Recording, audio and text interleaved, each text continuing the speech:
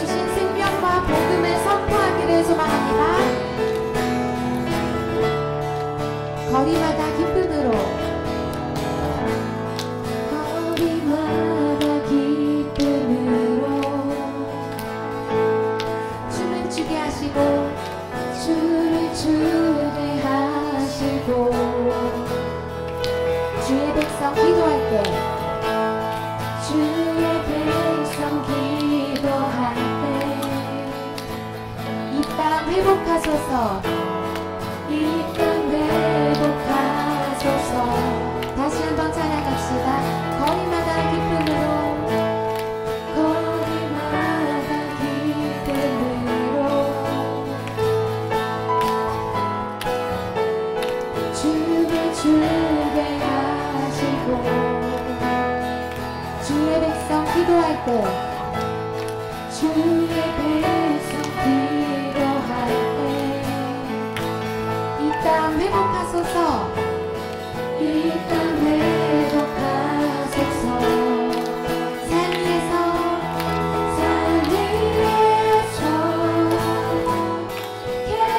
계곡까지 우리 찬양 울리네. 하늘에서 열방까지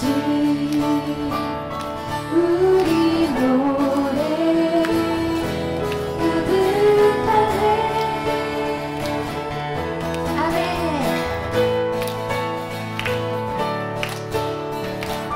십자가 앞에 행할 때 십자가 앞에 행할 때 주의 빛 비추시고 주의 빛 비추시고 우리 바다 덮음같이 우리 바다 덮음같이 주 영광 채우소서 주 영광 채우소서. 다시 한번 찬양합시다. 십자가 앞에 갈 때 십자가 앞에 갈 때 주의 빛 비추시고 주의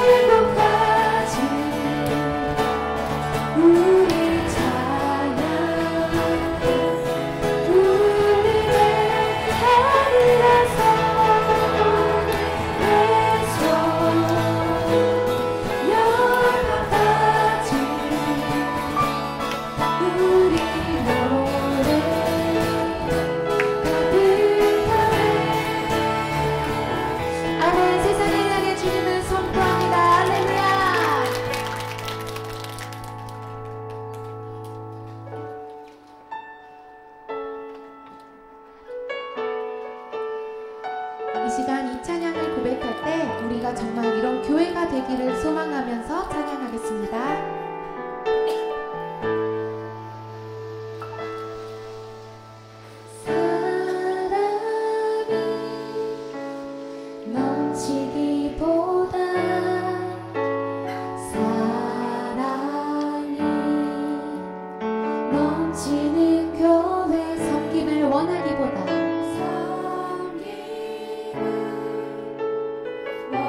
섬김의 기쁨 알아가는 교회, 섬김의 기쁨 알아가는 교회. 세상이 주목하기보다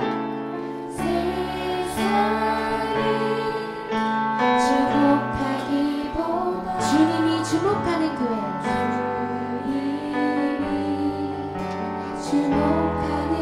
화려한 겉모습보다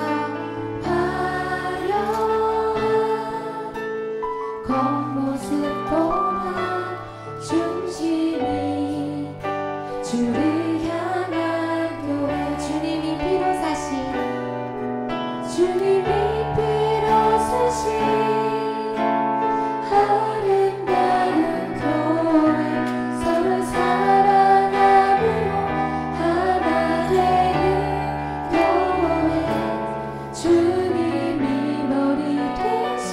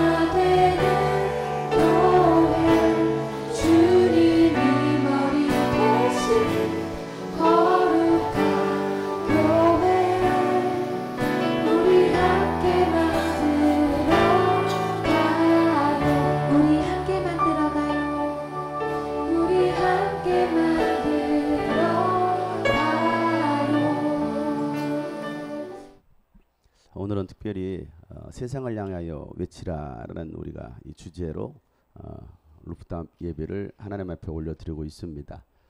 오늘까지 일기예보가 4도에서 5도로 떨어진다라는 예보가 있었고 날씨가 굉장히 추워질 거라는 예보가 있었어요. 하나님께서 정말 따뜻한 날씨, 좋은 날씨를 주셨어요. 아멘. 오늘 정말 날씨가 좋아요. 수초 날씨. 와. 자, 하나님께서 행하신 일에 우리 하나님께 감사의 박수 올려드릴까요?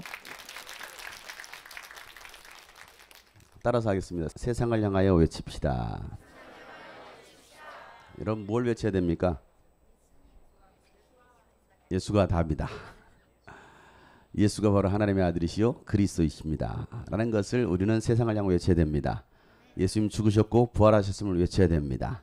우리 그렇게 한번 두 손 높이 들고 예수가 답이다 3번 크게 선포합시다. 시작. 예수가 답이다. 예수가 답이다.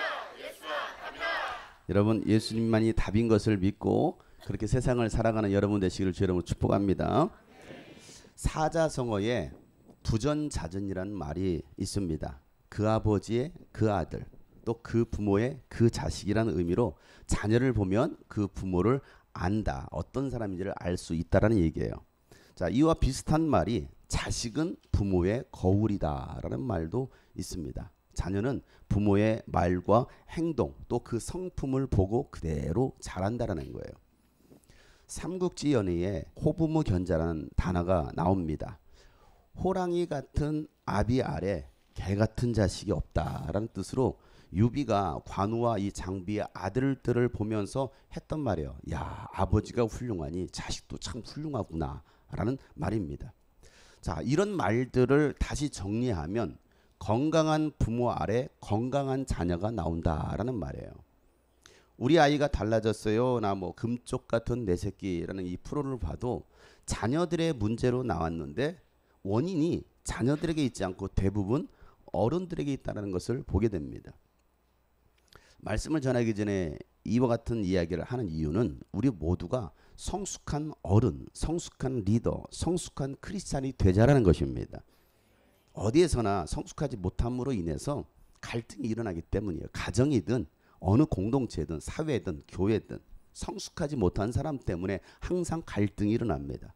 예수님은요, 하나님의 자녀들이 세상에서 살아가는 삶의 태도가 어떠해야 되는지를 마태복음 5장부터 7장까지 산상순으로 잘 알려진 말씀으로 우리에게 예수님은 가르쳐 주셨어요. 마태복음 5장 13절부터 16절 말씀을 보면 너희는 세상의 소금이다. 소금이 짠맛을 잃으면 무엇으로 그 짠맛을 되찾게 하겠느냐. 짠맛을 잃은 소금은 아무 때도 쓸모가 없으므로 바깥에 내버려서 사람들이 짓밟을 뿐이다. 너희는 세상의 빛이다. 산 위에 세우는 마을은 숨길 수 없다. 또 사람이 등불을 켜서 말 아래다 내려놓지 아니하고 등경 위에다 놓아둔다. 그래야 등불이 집 안에 있는 모든 사람에게 환히 비친다. 이와 같이 너희 빛을 사람에게 비추어서 그들이 너희의 착한 행실을 보고 하늘에 계신 너희 아버지께 영광을 돌리게 하여라 라고 말씀하고 있어요. 여러분, 예수 믿는 사람들은요, 세상의 소금이며 빛이라는 겁니다. 교회 안에서 소금과 빛이 아니라 세상 속에서 소금과 빛이라는 거예요. 너희들은 그렇게 세상 속에서 살아가야 된다라고 예수님 말씀하시는 거예요.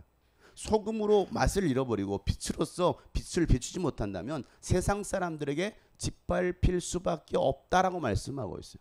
여러분, 누가 그 빛을 저 구석에다가 놔두는 사람이 어디 있겠어요? 항상 높은 데도 놔둡니다. 왜? 그래야 모든 세상에 비춰지기 때문에 그래요. 지금도 카메라가 여러 대가 돌고 있습니다. 제일 위에 있는 카메라가 있어요. 여러분, 제일 위에 있는 카메라가 여러분 전체를 다 비춥니다. 저 카메라를 저 어디 구석에 처박아 놓겠어요? 아니죠. 왜?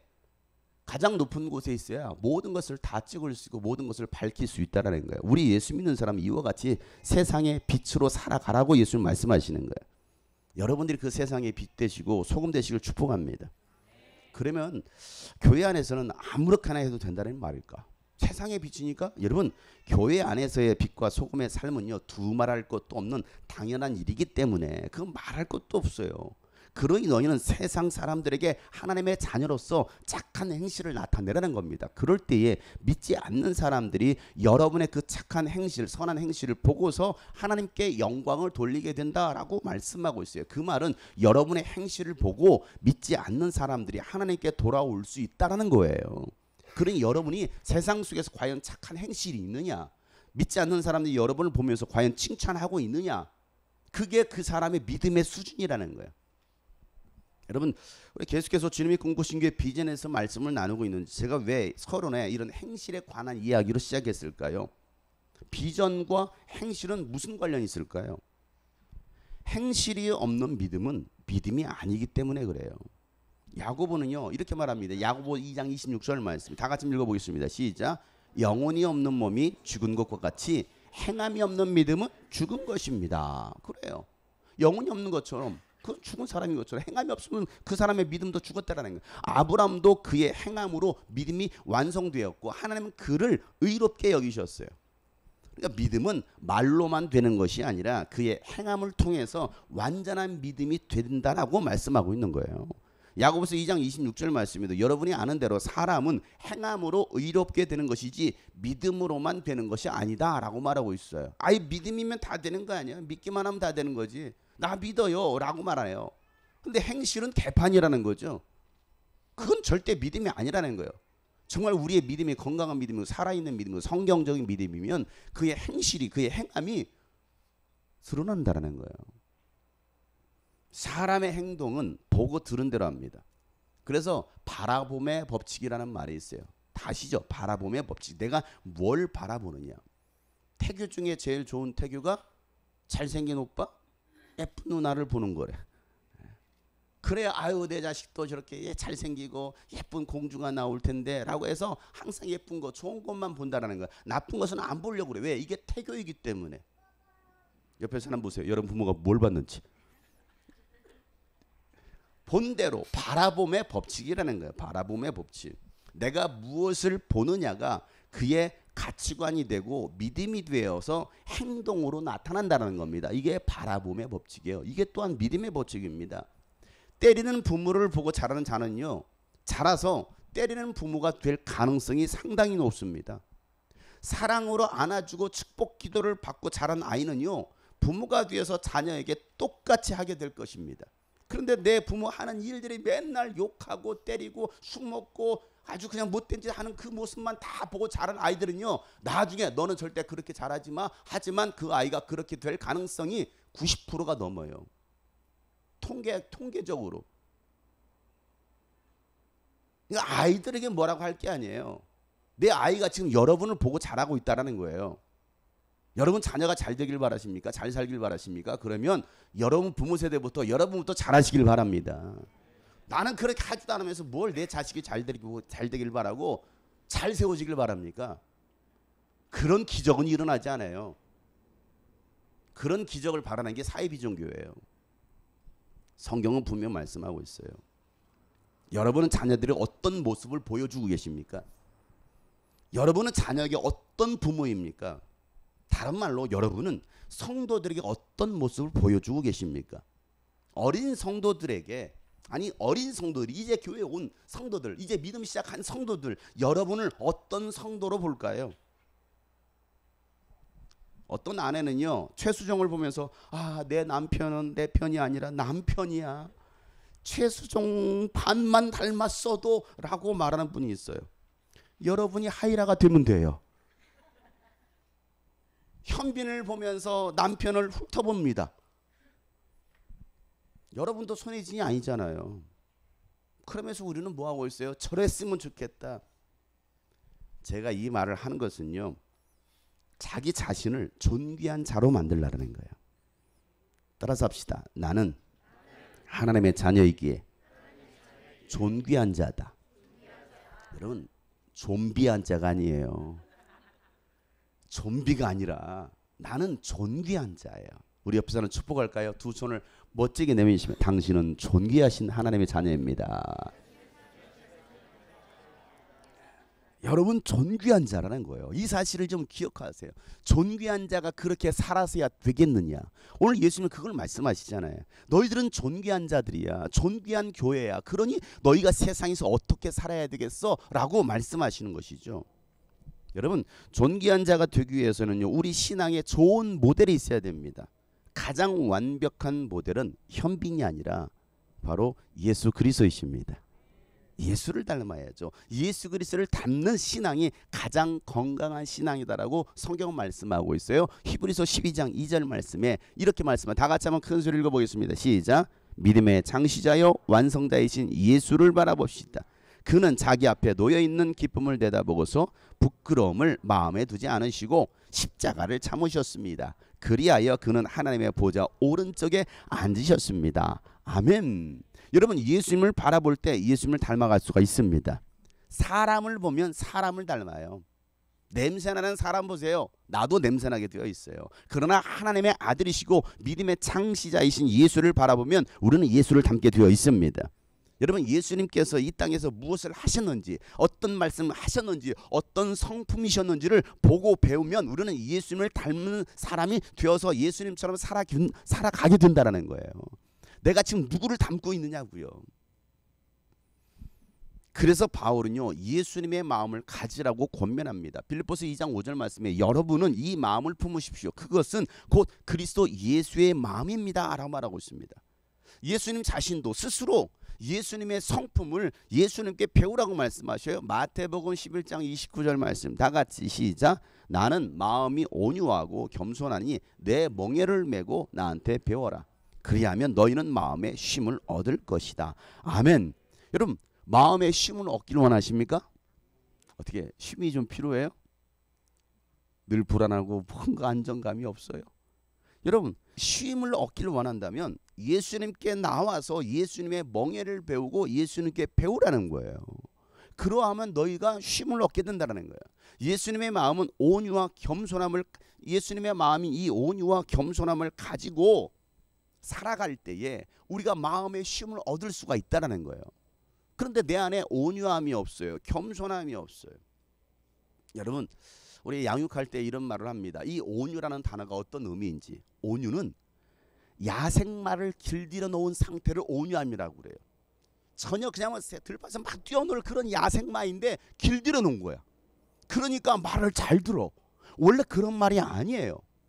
우리도 마찬가지라는 겁니다. 전혀 길들여져 있지 않던 우리들, 세상에 살고 있었던 우리들, 망나니와 같았던 우리들을 하나님의 자녀 삼아주시고 우리를 갖다가 길들여 놓으시겠다는 거예요. 이게 온유함이에요. 그냥 부드러운 척 안녕하세요 할렐루야 이게 온유함이 아니에요. 교회에서 그냥 사랑합니다 이게 온유함이 아니라는 거예요.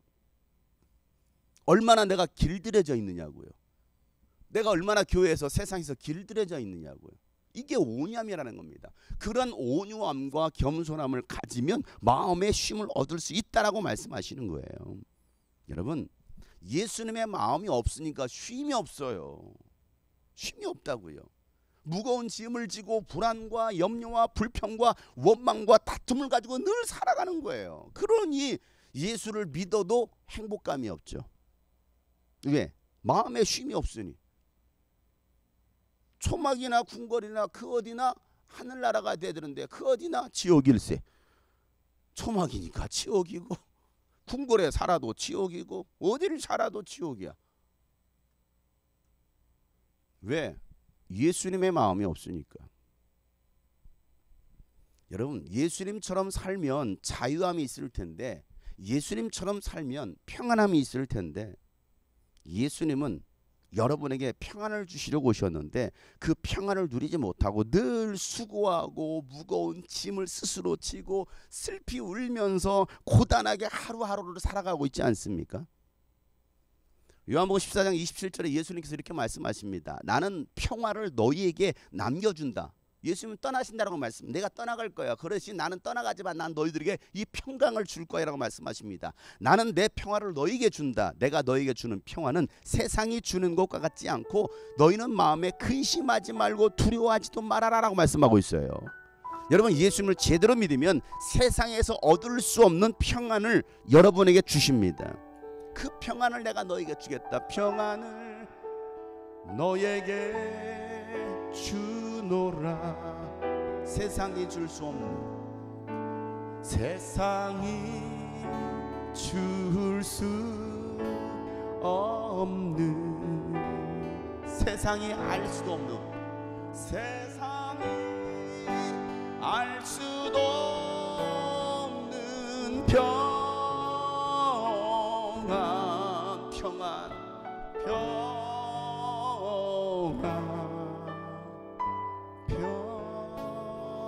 평안을 너희에게 주노라. 평안을 너에게 주노라. 사랑을 너에게 주노라. 사랑을 너에게 주노라. 세상이 줄 수 없는 그 사랑, 세상이 줄 수 없는, 세상이 알 수도 없는 그 사랑, 세상이 알 수도 없는 사랑, 사랑,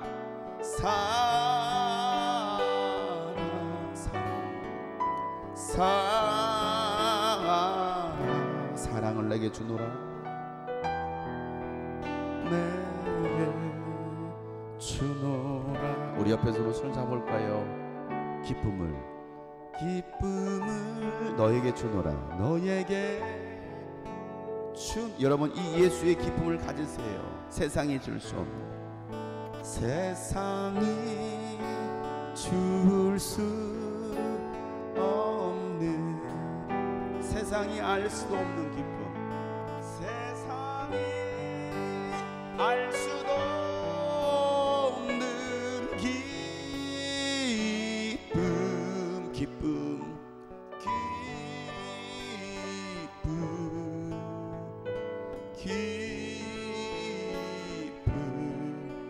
기쁨은 너에게 주노라. 아멘. 여러분 예수님이 주시고자 하시는 그 평안이 여러분 가운데 있기를 축복합니다. 그 평안이 있을 때에 우리는 평안해요. 어떤 상황 속에서도 평안하고 기뻐할 수 있고 사랑할 수 있다는 거예요. 그리스도인은 예수님의 삶의 방식으로 살아가는 사람들입니다. 예수님은 하나님이셨지만 죄인들을 구원하시기 위해서 이 땅에 가장 낮은 모습으로 오셨습니다. 그리고 자신을 낮추시고 죽기까지 순종하셨어요. 이것이 예수님의 삶이었어요.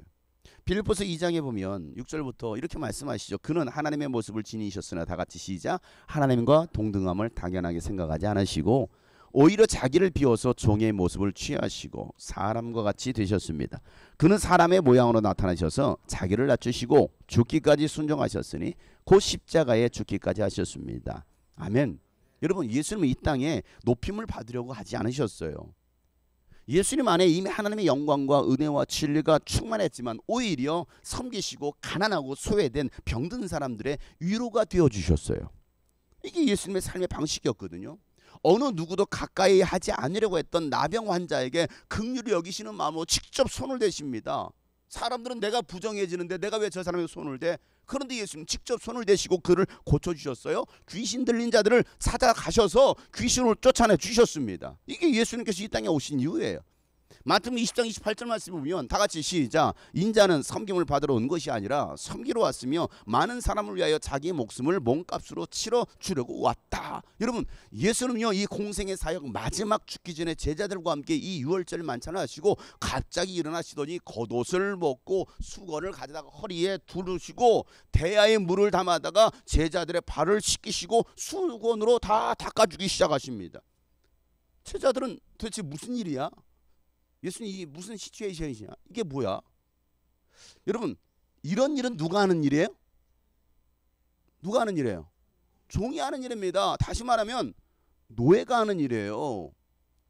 그런데 종이 할 일을 지금 예수님께서 직접 제자들에게 하시는 것입니다. 자 제자들은 보세요. 예수님께서 하시는 대로 뭐합니까? 그냥 발을 내놓아요. 이리 와라. 내가 발 씻겨줄게. 소라 이리 와. 소드로 이리 와. 소드로가 아니지. 소안 이리 와 하면서 발을 닦아줘요. 발을 닦아줘. 15고 15고 이리 와 하면서 발을 내밀어요. 발 닦아준다니까. 자 그러고 나서 마지막 베드로는요 자기 차례가 되니까 뭐라 말합니까? 자기 발은 절대로 씻지 못합니다. 이렇게 거부합니다. 완강하게 거부해요. 자, 이 말씀을 잘 보세요. 다른 제자들과 베드로의 차이가 뭐예요? 그 차이를 생각해 봤습니까? 다른 제자들은 순종이요? 아무 생각이 없어요. 생각하지 않습니다. 예수님께서 발을 씻기시니까 그냥 뭐 그러는가 보다. 그냥 그런 예수님께서 뭐 또 하시는가 보다 하고서 그냥 하는 거예요. 그런데 베드로는 어떻습니까? 아니 예수님이 누구신데 양심이 있어요. 내가 어떻게 예수님께 발을 씻김을 당합니까? 예수님은 내 발을 절대 씻기지 못합니다. 적어도 양심을 가지고 베드로는 생각을 했어요. 생각합니다. 다른 제자들은 그 생각조차 하지 않아요. 교회에서 제가 허드렛 일을 할 때가 있습니다. 그러면 그 모습을 그냥 지켜보는 청년들이 있습니다.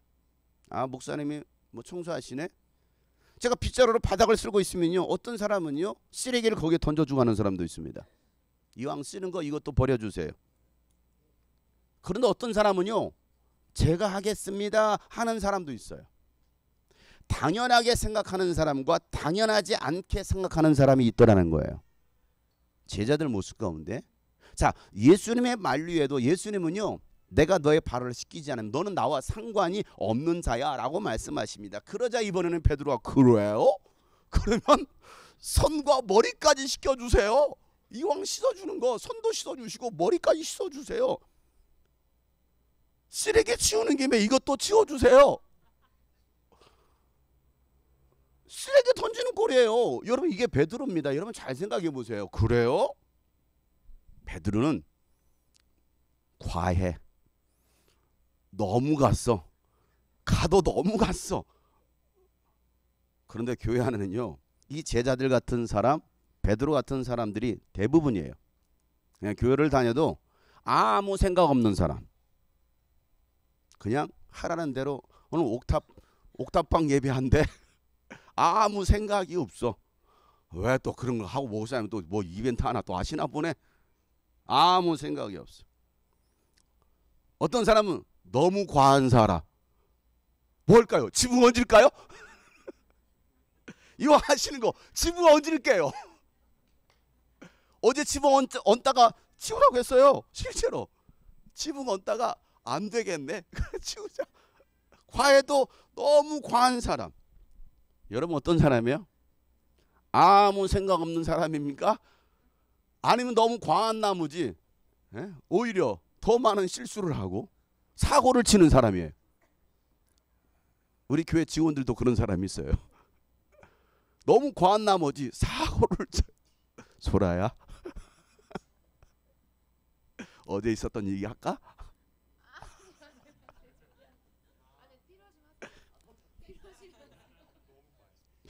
너무 과해.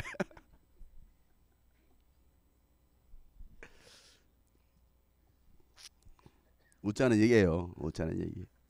어제 얼마나 추웠어. 어제 정말 추웠거든요. 어제 저녁까지 늦게 밤 8시만 9시까지 계속 우리 사실 여기 거의 12시 다 돼서 내려갔어요. 나머지 스태프들은. 난 8시 되니까 너무 춥잖아요. 그래도 난로까지 갖다 놨어. 워낙 추우니까. 막 춥고 이제 배고프잖아. 갈 사람 갔어. 남은 사람 야 배고프니까 뭐라도 먹어야 되지 않겠냐? 아 먹어요. 손 들었어. 7명이 9명이야. 7명이 손 들었어. 먹겠다고 7명이 손 들었어. 그래 목사님 7명입니다. 그래 그럼 뭐라도 준비해야 되지. 뭐 할까요? 나가서 먹으면 시간이 걸리니까 배달하겠습니다. 그래 배달시켜라 하면서 배달시키라 하고서 아 근데 내가 쿠폰 하나가 있다. 그러니까 내가 이거 보미한테 받은 치킨 쿠폰이 있어. 그러니까 이 치킨 이것도 써라. 내가 그랬어요. 이것도 써라 하고 줬어요. 그리고 한 10분 15분 기다렸습니다. 목사님 준비됐어요. 내려오세요. 그래서 여기서 막 일하다가 내려가 기대할 만큼 내려갔습니다. 딱 상 이제 교육관으로 딱 들어갔어요. 상이 3개가 쫙 펴졌습니다. 치킨 하나만 달라. 뭐야? 더 없어? 목사님 이거 시키려며요. 그리고 컵라면 있어요. 헐. 아니 더 추가하고 이것도 추가해서 컵라면도 거기 하나가 더 추가 필요하면 컵라면도 먹을 수 있는 건데 아 이거 또 나가면 교회 재정이 나가잖아. 교회 재정이 많이 지출되면 안 돼. 과해. 그냥 목사님이 헌신한 걸로 퉁치자. 하고서 딱 치킨 하나가 배달해 온 거예요. 과해. 그래서 그 밤에 제가 7인분을 라면 7개를 그 자리에서 끓였습니다. 양파 썰고 파 썰고 막 즉석으로 해가지고 야 먹어라. 그래서 그거 먹었어. 그것도 부족했는지 우리 구미영기는 토스트에 잼을 잔뜩 발라가지고 배고파요. 난 아직도 배고프다. 하면서 그거 먹고 어제 밤 12시까지 추위에 떨면서 이거 했어요. 왜? 오늘 예배를 위해서. 과해. 어떤 사람은 아무 생각이 없어. 제가 섬길게요 하는 사람도 있었어야 되잖아. 생각 없는 사람, 과한 사람. 여러분은 어떤 사람이에요? 옆에 사람 보세요. 나는 어떤 사람인가요?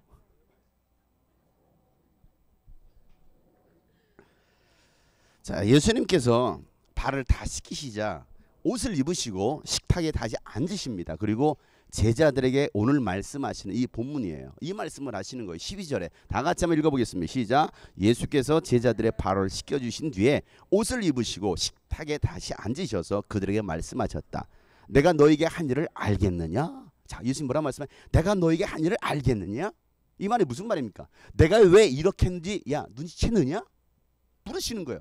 전문 용어로 다시 말하면 야 눈치 깠냐? 내가 왜 이거 했는데 눈치 깠어? 라고 예수님 말씀하시는 거예요.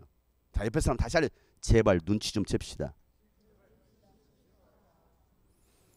왜 오늘 목사님이 이 루프탑 예배를 하는지 제발 눈치 좀 챕시다. 왜 이 일을 하고 있는지, 목사님 저희를 왜 저희를 하고 있는지 제발 좀 눈치 좀 채라는 거예요. 내가 왜 이런 일을 하고 있는지 너희들 알고 있느냐? 아무 생각 없는 제자들, 너무 과한 제자들, 예수님의 의도를 모르는 거예요. 예수님의 생각을 모르는 거예요. 제자들은요 예수님을 주님이라고 불렀습니다. 베드로는요 주님은 그리스도시요 살아계신 하나님의 아들이십니다라고까지도 고백했습니다. 우리도 여러분 예수님을 주님이라고 부르잖아요. 맞습니다. 예수님 우리의 주님이십니다. 여러분 예수님을 주님이라고 부르시죠? 자, 요한복음 13장 13절 말씀, 예수님이 너희가 나를 선생님 또는 주님이라고 부르는데 그것은 옳은 말이다. 맞아요. 내가 사실로 그러하다. 예수님은 주님이 맞죠. 여러분은 예수님이 정말 주님이라고 믿으십니까? 예수님이 주가 되십니까? 여러분 예수님이 주님이라면 나는 누구란 말이에요? 종이라는 말이죠. 다른 말로 말하면 노예란 말이에요. 내가 예수를 주라고 부르는 순간 나는 뭐가 되는 거예요? 종이 되는 거예요? 노예가 되는 거예요. 다시 묻습니다. 여러분에게 있어서 예수님이 주님이십니까? 정말 예수님이 주가 되세요? 노예처럼 살고 있어요? 종처럼 순종합니까? 왜요? 왜 해야 되는데요? 아니 잠시만요. 아니 종이 잠시만요 어디 있어요? 기도해. 종이 무슨 기도합니까? 시키면은 얘 그냥 순종하지. 야 종아 카메라 좀 똑바로 잡아라. 잠시만요. 생각 좀 해보고요. 아니 제가 기도하고 오겠습니다. 뭘 기도해요? 종은 하라 하면 그냥 하는 거예요. 묻지도 않고 따지도 않고. 근데 우리는 예수를 주님이라고 부르면서 내가 주인이 되어 있지 않습니까? 여러분은 정말 예수님의 노예예요? 잘 생각해 보세요. 여러분 정말 예수님의 노예입니까? 여러분 예전에 제가 어떤 사람이 노예라고 그랬어요. 노예. 예수님의 말씀에 노는 없고 예스만 있는 사람. 이 사람이 노예라고 했어요. 예수님의 노예로 여러분 살고 있습니까? 아니면 예수님을 노예로 부려먹고 살고 있습니까? 오늘날 예수님의 종으로 예수님의 노예로 살아가는 사람들이 많지 않아요.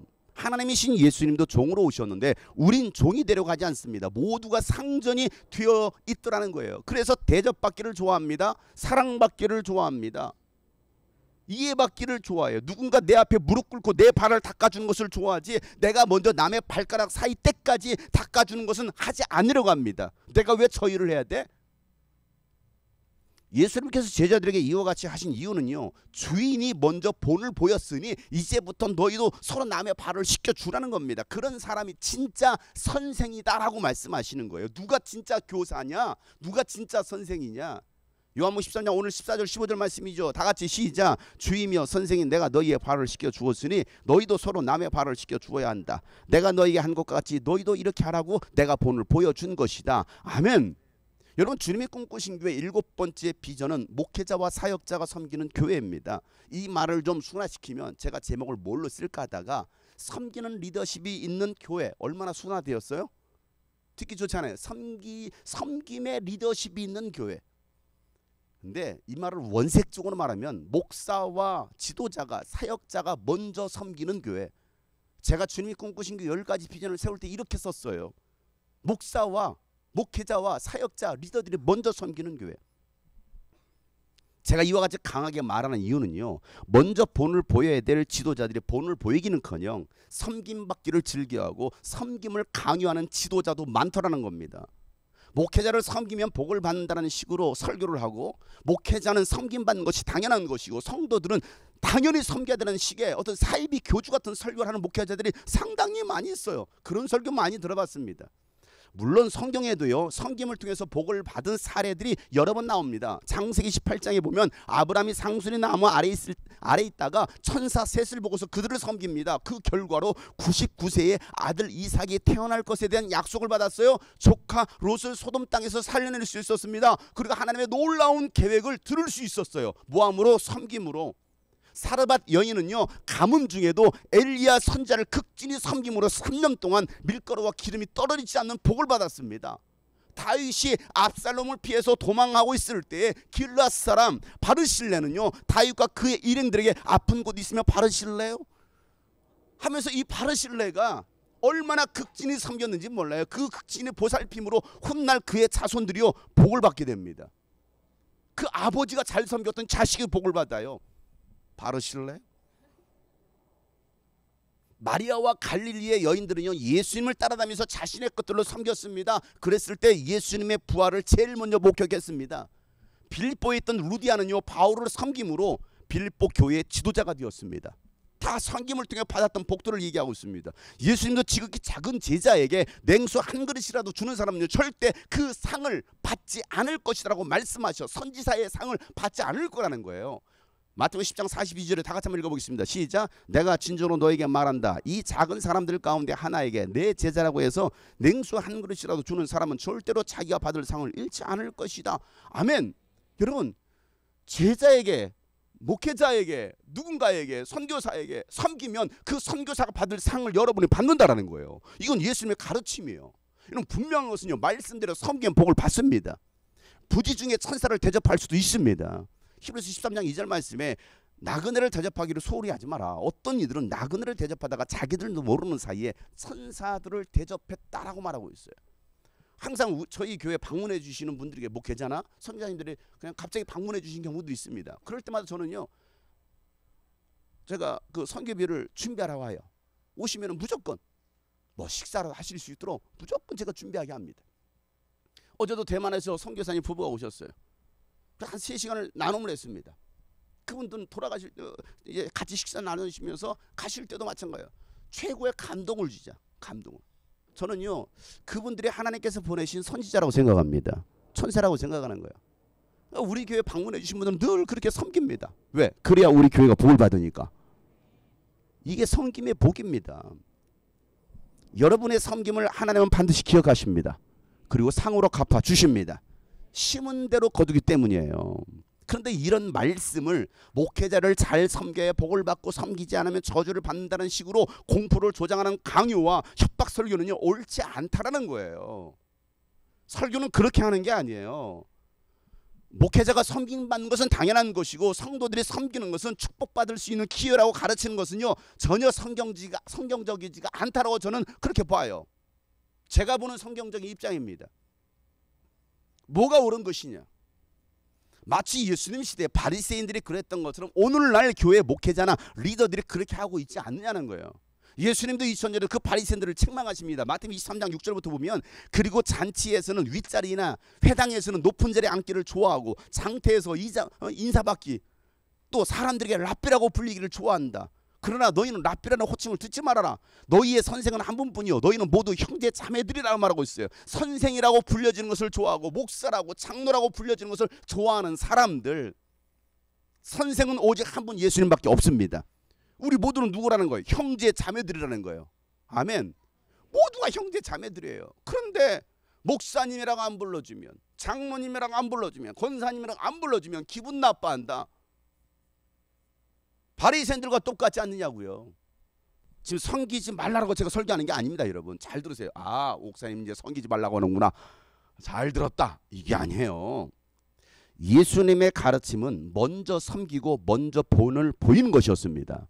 그랬을 때 많은 사람들이 예수님과 제자들을 섬기셨던 거예요. 섬겼던 거예요. 오늘날 지도자들은 어떻습니까? 성도들을 먼저 섬기는 목회자가 많습니까? 장로들은 어떻습니까? 목사가 되고 장로가 되면 높은 지위를 얻은 마냥 존경받기를 바라고 대접받기를 바라는 마음이 큰 것 같아요. 제가 보기에 다 그런 건 아닌데 적어도 예수님은 그렇게 가르치시지 않으셨습니다. 너희는 상석에 앉지 말고 말석에 앉으라는 거예요. 남에게 대접받고자 하면 남을 대접하라는 겁니다. 이게 예수님의 가르침이에요. 내가 장로가 되었어, 내가 구원사가 되었어, 이제 밥 차려와 라고 말하는 집사, 김집사 밥 차려와 하는 사람이 있었어요. 우리 교회 얘기가 아니고요. 누가복음 14장에 보면 네가 초대를 받거든 가서 맨 끝자리에 가서 앉아라. 그리하면 너를 청한 사람이 와서 너더러 친구여 윗자리로 올라 앉으시오 하고 말할 것이다. 그때 너는 너와 함께 앉은 모든 사람에게서 영광을 받을 것이다. 누구든지 자기를 높이면 낮아질 것이요 자기를 낮추면 높아질 것이다 라고 말씀합니다. 누가복음 6장 31절 말씀에도 너희는 남에게 대접받고자 하는 대로 남을 대접하라. 마태복음 24장 11절 말씀에도 다 같이 시작. 너희 가운데서 으뜸 가는 사람은 너희를 섬기는 사람이 되어야 된다. 아멘. 저도 이 예수님 말씀처럼 어디에 초대받으면요 저를 구석에 앉으려고 그래요. 일부러 말석에 앉습니다. 그러면 목사님 거기 왜 앉아 계세요? 이쪽으로 오세요 라고 말합니다. 아니 저는 여기가 좋아요. 정말 저는 그 자리가 좋아요. 사랑하는 성도 여러분, 누군가가 나를 섬겨주길 바라지 말고 먼저 섬기는 자가 되시길 주님은 축복합니다. 그런 사람이 큰 자가 된다고 예수님 말씀하시잖아요. 누가복음 22장 27절 말씀에도 누가 더 높으냐? 밥상에 앉은 사람이냐? 시중 드는 사람이냐? 당연히 누가 어디에 누구예요? 밥상에 앉은 사람 아닙니까? 그러나 나는 섬김으로 섬기는 사람으로 너희 가운데 있다라고 말씀하고 있어요. 밥상 받는 사람이 아니라 섬기는 사람으로. 어떤 교회는 주일 예배 식사가 준비되면 목양실에 당회장실에 식사를 딱 만찬을 준비해 놓습니다. 목사님 혼자 외롭게 드시라고. 진짜 혼자 먹어요. 성도들과 거리를 둡니다. 같이 하지 않아요. 저는 일부러 줄을 씁니다. 맨 끝에 갑니다. 목사님 아니요 괜찮아요. 여러분 오늘 이 말씀을 잘 기억하세요. 여러분 이 말씀 들었다고 목사님 이제부터 저를 잘 섬기세요. 목회자는 섬기는 사람입니다 라고 말하는 사람은 말씀을 콧구멍으로 들은 사람이에요. 잘못 들은 거예요. 말씀은요 다른 사람에게 적용시키는 것이 아니라 나에게 적용시키는 겁니다. 하나님이 나에게 들으라고 말씀하시는 것이지 이 말씀은 아무게 누가 들었어야 돼 라고 말하는 사람은요 교만한 사람이에요. 제발 자기 귓구멍으로 들으세요. 나에게 하는 소리 들으세요. 오늘날 한국교회 목회자는요 성도들에게 너무 많은 섬김을 받아서 하늘나라에 갔을 때 받을 상이 없을 수도 있어요. 그러나 정말 많이 섬긴 성도들은요 큰 상을 받을 것입니다. 저는 신방을 가거나 성도들이 식사를 대접한다고 하면요 식사하다 말고 몰래 먼저 식사비를 결제할 때가 많아요. 다음 세대 사역을 제가 오래 하다 보니까 늘 퍼주기 바빴어요. 그러다 보니까 정말 생활비가 쪼들리고 생활비가 없고 마이너스가 될 때요. 그래도 짜장면 피자 사 먹이는 것이 먼저였어요. 왜? 학생들은 늘 일만 벌렸다면 방언하잖아요. 배고파요 배고파요 배고파요 배고파요. 그러니까 그 아이들을 먹이기 위해서 피자 사 먹이고 짜장면이 제일 싸니까 광명 있을 때 2,000원짜리였던가 1,000원짜리였던가 1,500원이었나 그죠? 1,000원짜리였던 게 1,000원짜리 하면 얼마나 싸요? 곱빼기 시켜도 2,000원이면 돼요. 그러니까 그건 늘 사먹였어요. 그게 먼저였습니다. 학생들이나 청년들이 교회에 오면요 밥 먹었냐고 물어봅니다. 왜? 꼭 그 시간에 오거든. 밥때 와요. 밥때를 피해서 오는 게 아니고 꼭 밥때 찾아옵니다. 재왕아 오늘 잘 왔어. 밥때 찾아와요. 그럼 제가 뭐라 말해? 야 밥 먹었냐? 재왕아 밥 먹었냐? 라고 물어봅니다. 그러면요 아니요 당연히 안 먹었겠죠. 야 같이 밥 먹자 나가자. 오해하지만 제가 제왕이 얘기하는 게 아닙니다. 오늘 오랜만에 왕 중에 왕 제왕이 왕제왕이 와가지고 왕 중에 왕제왕이 와서 내가 지금 얘기하는 겁니다. 그렇게 제가 밥을 사 먹입니다. 그렇게 다 털어서 먹였어도요 어떤 청년들은요 교회에 있다가 식사 시간 되면요 자기들끼리 나갑니다. 그리고 밥을 먹고 오는 일들이 종종 있어요. 애들이 밥 먹자는 말을 아무도 안 하네. 기다리고 있으면 벌써 1시 반이 넘어가요. 자기들 들어와. 야 밥 먹어요. 저희 먹었어요. 저는요 여전히 대접받는 것이 익숙하지 않아요. 그래서 저는 먼저 섬깁니다. 예수님께서 먼저 섬기라고 하셨기 때문에 섬기는 거예요. 섬겼더니 하나님께서 더 많은 것들로 채워주셨습니다. 이건 저의 믿음의 고백이에요. 바울은요 로마 교회 성도들에게 성도들의 필요를 채워주면서 손님 대접하기를 힘쓰라라고 권면합니다. 로마서 12장 13절 말씀이에요. 다 같이 한번 시작. 성도들이 쓸 것을 공급해 주라는 거예요.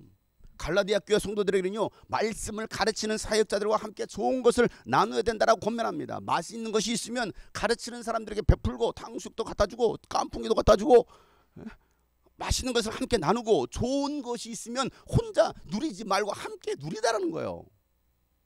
아무도 아멘 안 해. 하기 싫은 거예요. 갈라디아서 6장 6절 제 말인 것 같으니까 읽어보세요. 시작.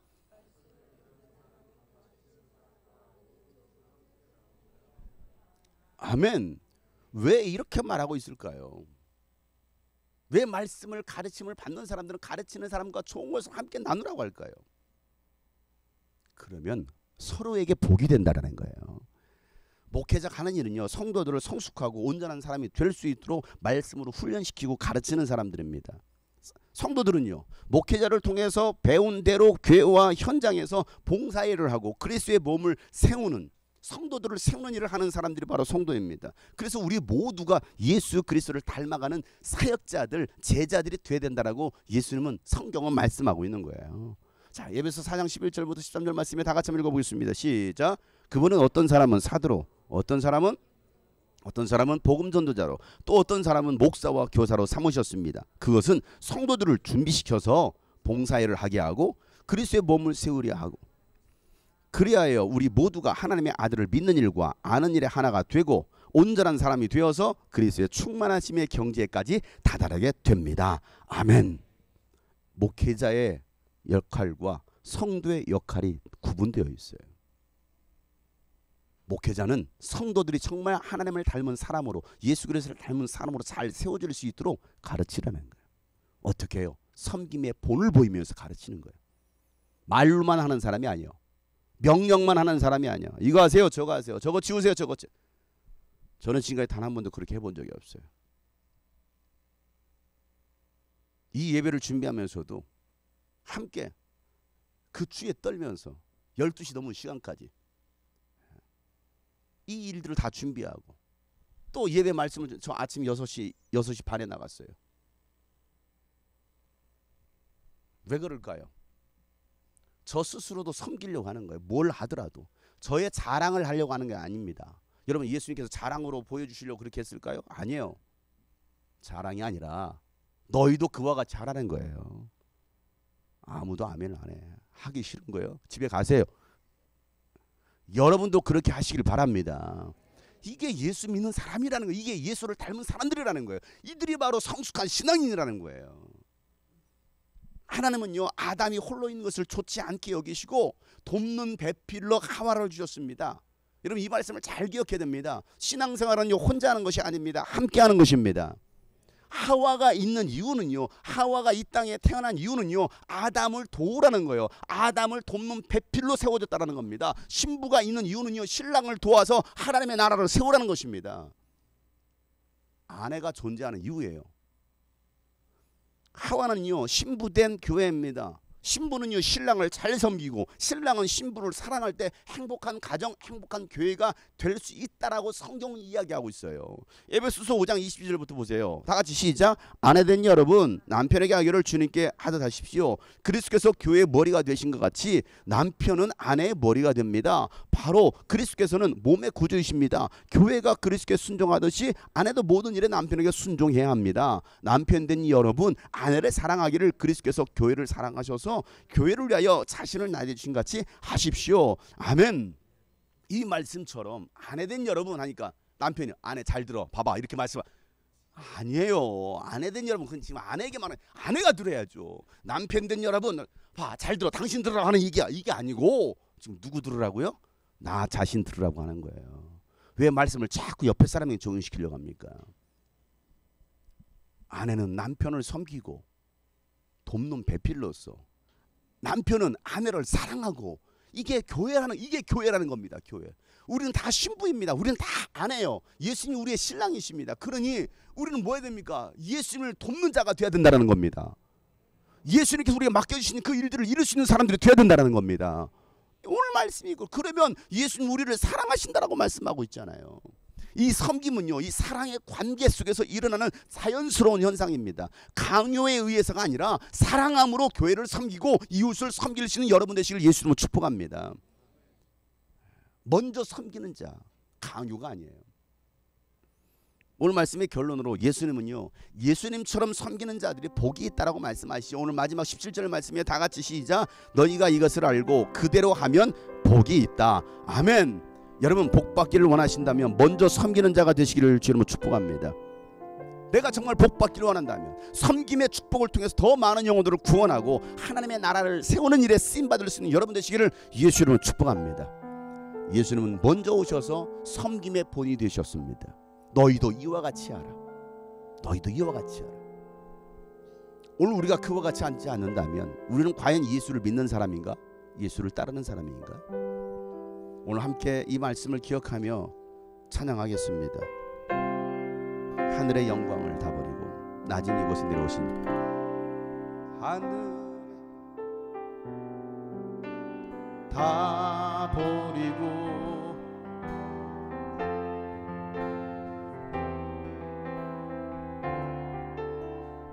죽기까지 나를 사랑하시고 죽기까지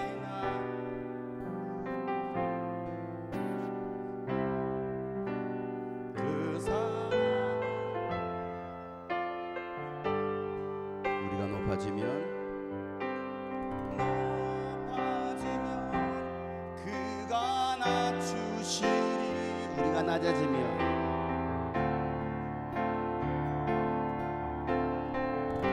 하나님이 원하시는 세상으로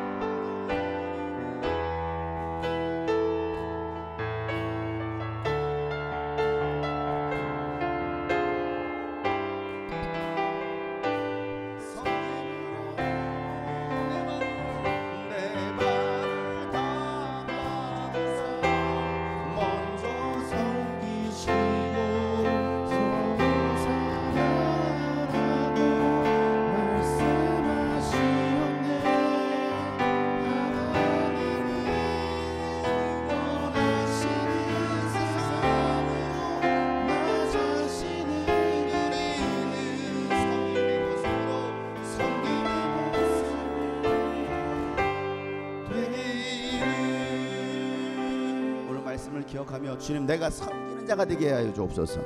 먼저 리더로서 내가 성숙한 자가 되어서 섬기는 내가 되기를 원합니다. 우리 함께 말씀을 기억하며 우리 교회가 그런 교회 되게 해달라고 다 같이 한번 기도하겠습니다. 하나님 아버지여, 오늘 우리가 말씀을 기억하며 정말 예수님께서 섬김의 본을 보이셨던 것처럼 우리도 예수님을 섬기는 저희들 되게 하여 주시옵소서.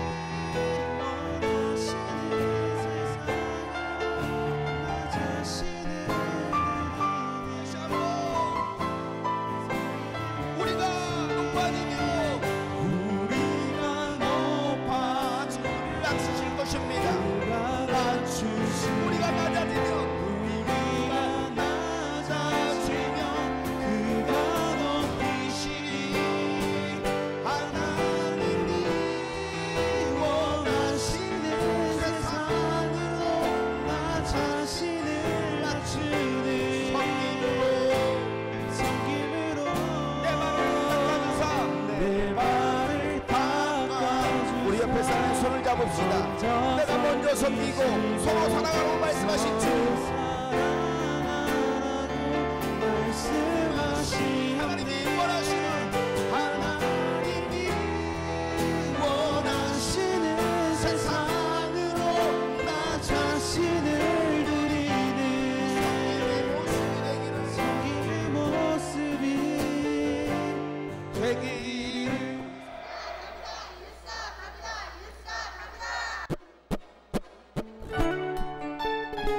힘있게 찬양합시다. 교회는 주의 피로 맺은 하나님 나라 가족, 주 안에서 우리 참 행복 느끼네. 음부의 권세 이기지 못하는 교회 우리 교회입니다. 음부의 권세 이기지 못하는 주님이 꿈꾸신 교회, 세상을 바꿀 교회, 이곳에 참 있어요. 참 기쁨 있어요. 주님의 사랑으로, 주님의 사랑으로 하나 되요. 당신 축복해요. 이곳에 참 생명 있어요. 참 소망 있습니다. 주님의 사랑으로 옆에 사람을 축복, 당신을 축복합니다. 자, 또 다른 분, 당신을 축복합니다. 또 저 멀리 계신 분, 자, 다시 저거 뒤에, 자, 우리 카메라맨들, 촬영물 스태프들, 또 유아실에 있는 사람들, 올라오고 있는 사람들, 마지막으로 당신을 사랑합니다. 네, 사랑합니다. 축복합니다. 이제는 우리 구주 예수 그리스도의 은혜와 하나님 아버지의 놀랍고도 지극하신 사랑과 성령님의 감화 감동의 동충만하심이 오늘 말씀처럼 섬김의 본을 보이기로 다시 결단한 모든 하나님의 사람들 머리 위에 이제부터 영원토록 함께 하시기를 간절히 축복하며 기도하옵나이다.